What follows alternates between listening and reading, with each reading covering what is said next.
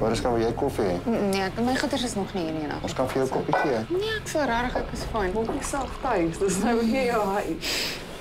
Sorry. Dis so iets van jou kant af. Wat wil julle met ek sê? Julle het my uitgeskop en as ek weer terug, so...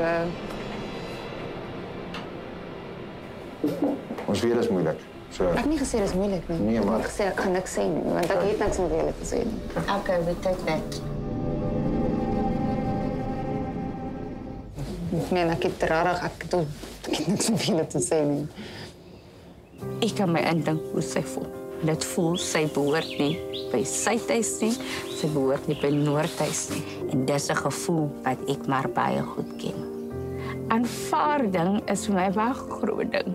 'n Groot gedeelte in my hart wou altyd net die aanvaarding wat my eie pa ook gehad het.